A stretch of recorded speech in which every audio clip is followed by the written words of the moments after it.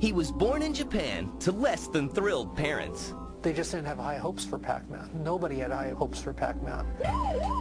Yet the little yellow dot enchanted a nation. For the second time in history, the Japanese mint had to start making more 100 yen pieces. And the world. Pac-Man is part of a national phenomenon that had to happen when the TV set married the computer. His popularity caused worldwide havoc. There was an American reaction to it, and it was a big reaction, and it was a very angry reaction.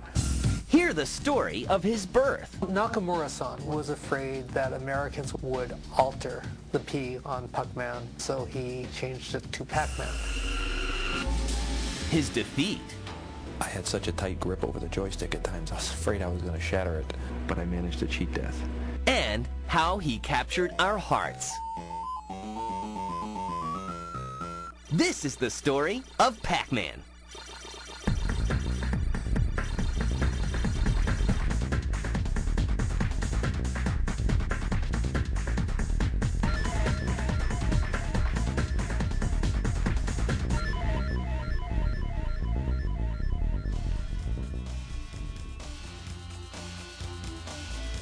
Back in the early 80s, every town would have a recreational center.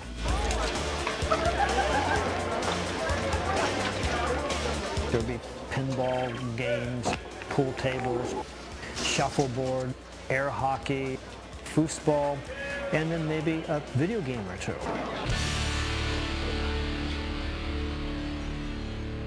And most people didn't bother to go to the recreation centers in their town until some of the more modern games started coming out. Video games have been out there since about 1972, but they really had no major impact on the public. But all that is about to change with the birth of Pong, a video game that paves the way for the golden age of arcades to officially begin.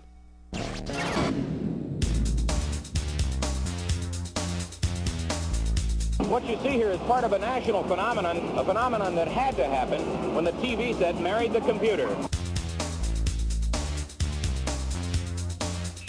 Space Invaders was like the first game in this three-game progression that brought the public completely into the arcades and made them become enamored with video game playing. Space Invaders had initiated the wave and the excitement in arcades in both Japan and the United States. And right after Space Invaders, Asteroids came out, and Asteroids suddenly had further enhanced gameplay where people could get very high scores, and also got the competition going for people playing against each other in a bigger way than Space Invaders started for high score laurels. Video games were everywhere.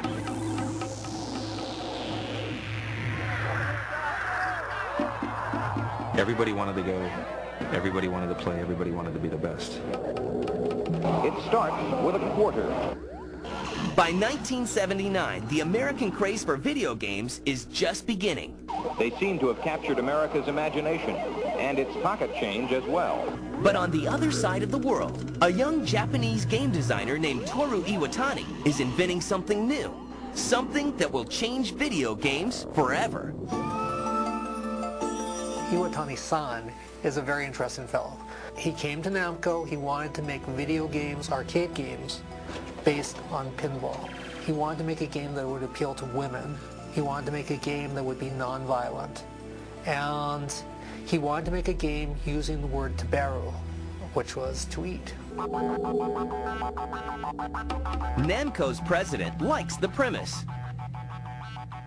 Iwatani is assigned a team of 9 designers to help bring his vision to life. Bear in mind, back then, hardware was pretty limited. You could get shapes and colors, but they couldn't be very detailed. But he started the game, and one of the first things they ran into was, what does this character look like? When I interviewed Iwatani-san, he talked about going to a pizza parlor with his designers. They were eating a piece of pizza. Somebody pulled a slice out. And he looked down at the tray and there was Pac-Man staring at him. Fact or fiction? You make the call. Interestingly though, In an interview he gave the year Pac-Man came out, he said that he would have liked to have said that he went to a pizza parlor and was inspired by pizza. So take it any way you want to take it. It's a great legend, and the industry needs its legends, right? After months of development and location testing, Pac-Man is ready for market. But he takes a back seat to a more conventional game. They made Pac-Man at the same time they made another game called Rally X. And absolutely everybody at Namco loved Rally X. So then they took the games to a Tokyo Game Show, and everybody at the show loved Rally X. The main thing wasn't that people didn't like Pac-Man, they just didn't have high hopes for Pac-Man. Nobody had high hopes for Pac-Man. Despite the low hopes, Namco still finds an American distributor. They hooked up here with Midway Games. Midway was going to import both games. They took both games to an AMA show. Everyone loved Rally X still. Pac-Man was good. Rally X was the game of the show. And then they came out and, well, when's the last time you played Rally X?